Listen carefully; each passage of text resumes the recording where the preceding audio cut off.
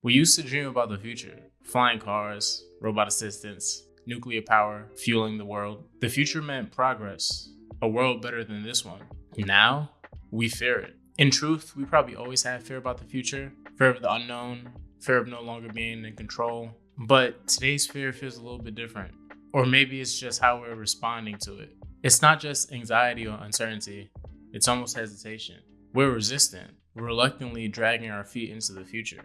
Society almost feels like it's calling out for regression, for stillness, for a return to more simple times. Something we feel we've lost. A time before social media, a time before the internet, a period where we just felt more human. And that's mostly because the future we've walked into isn't all it was cracked up to be. It's not sleek, sexy, or cool like the Jetsons or Star Trek. It's complex, and for a lot of people, it's terrifying. It probably feels more like Blade Runner or Black Mirror. So for that reason, I want to take a step back and ask, what does it even mean to be human? What is humanity? I think it's about 300,000 years ago, our species evolved here on Earth, Homo sapiens.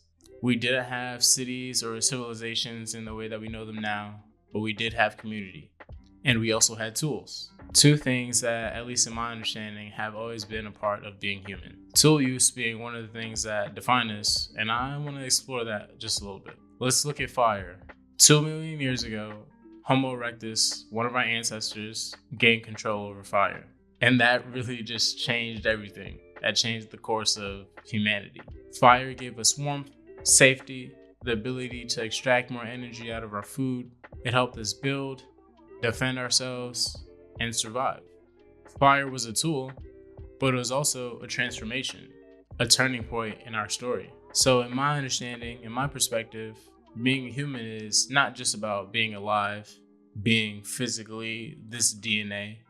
It's about being social, about working together, using tools to stretch our success and our survival. Fast forward a number of centuries and we're still maintaining that trend. Look at the 1800s, industrialization, steam engines, coal, oil. They powered machines, cities, countries. Eventually, they powered flight, and perhaps one of our most impressive accomplishments as humans, they powered the rocket that took us to the moon. Now, while those advancements since industrialization have been huge for humanity, we can't really ignore everything that came with it. Exploitation, pollution, and climate change. More people died today than ever before in history. Now, that's a good problem to have because we've never had this many people. But I think understanding that is important. We've used tools to climb higher than no animal, no species have ever climbed before. But those same tools have accelerated our fall. So if humanity is partly defined by our use of tools, what happens when those tools start to hurt us? What happens when those tools outpace us? Since we're already talking about the future, let's look all the way ahead and skip to the end. Not the end of the video. One day, the sun is going to expand and consume the earth. It's gonna happen. Let's say we survive that. Even if we do, there will come a time in our universe where every star burns out, or at least most stars burn out. There will come a time when the universe dies. And assuming we make it that far, we would have needed to escape our solar system, escape our galaxy, really escape our universe, and potentially even escape time itself. Crazy, right? Doesn't make any fucking sense. But with our current understanding of physics and our knowledge of humanity, that's probably not going to happen. Even at 1% of the speed of light, it would take tens of thousands of years to escape our solar system. And think about the energy required for us to accomplish something like that. To do 1%, 5%, 50%. It's beyond us. The truth is, we're just not built for that journey. Biologically, psychologically, we're creatures of Earth, and that's okay. We may just need to accept that. We're not chosen, we're not special, and we're not destined to live forever. Animals go extinct all the time. When environments change and no longer suit them, they disappear. So why would we be any different? Before we even think about survival on that scale, it seems like we would have to relinquish our humanity. To survive, we would need to evolve. We would need to step away from the idea of simpler times. Step away from what we think it means to feel human.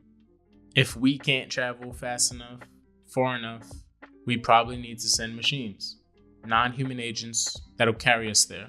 We need to change our biology, edit our genes, and potentially even merge with machines. And if we do all that, are we still human? Is that a future that we want? Or is that something that we've fallen or drifted into? If our goal is to preserve humanity, it seems like we would have to abandon it.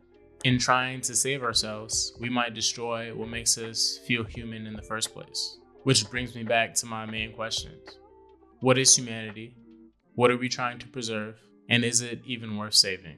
If you made it to the end, I really want to thank you for watching the video. And if you're not subscribed, I would appreciate if you did subscribe. This is part one of a two-parter that I'm going to be doing. This is really a look at the future and understanding what humanity is, or questioning what humanity is. And the second part is going to be about the moral culpability of utilizing technology. So if you're interested in that, definitely subscribe so you can see that later. I think that's more or less it. So I'll catch y'all later. Bye. That was fucking corny.